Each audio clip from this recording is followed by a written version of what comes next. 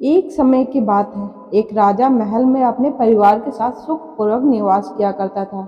उसका एक पुत्र था जिसकी शादी हो चुकी थी।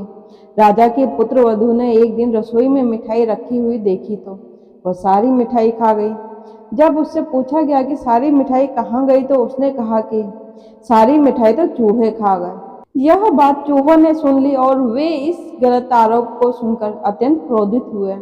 इसके बाद उन्होंने राजा की बहू को सबक सिखाने का निश्चय कर लिया।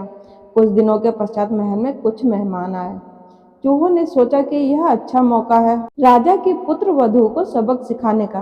बदला लेने के लिए चूहों ने बहू की साड़ी चुराई और उससे जाकर अतिथि के कमरे में रख दी। जब सुबह सेवकों और अन्य लोगों ने उस साड़ी को वहां पर देखा तो लोग राजा की बहू के चरित्र के बारे में बात करने लगे। यह बात जंगल में आग की तरह पूरे गांव में फैल गई। जब यह बात राजा के कानों तक पहुंची तो उसने अपने पुत्र वधू के चरित्र पर शक करते हुए उसे महल से निकाल दिया।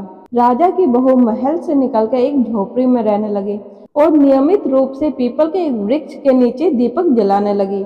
इसके साथ ही वह पूजा करके गुड़ धान्य का भोग लगाकर लोगों में प्रसाद वितरित करने लगे।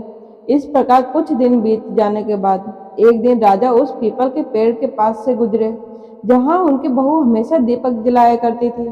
इस दौरान उनका ध्यान उस पेड़ के आसपास जगमगाती रोशनी पर गया।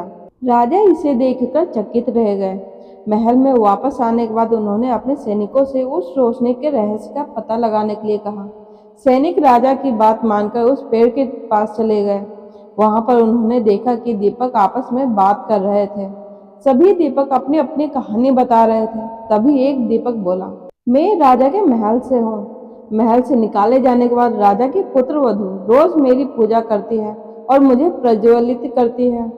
सभी अन्य दीपकों ने उससे पूछा कि राजा की बहू को महल से क्यों निकाला गया। तो उसने बताया कि एक दिन उसने मिठाई खाकर चूहे का झूठा नाम लगा दिया था। इस पर चूहे नाराज हो गए और राजा की बहू से बदला लेने के लिए उसकी साड़ी अतिथि के कमरे में रखा है। यह सब देखकर राजा ने उन्हें महल से निकाल दिया। यह सब सुनकर सैनिक भी हैरान रह गए और महल वापस आकर उन्होंने राजा को पूरी कहानी सुनाई। यह सुनकर राजा को अपनी गलती का एहसास हुआ और उसने अपने पुत्र वधू को महल में वापस बुला लिया।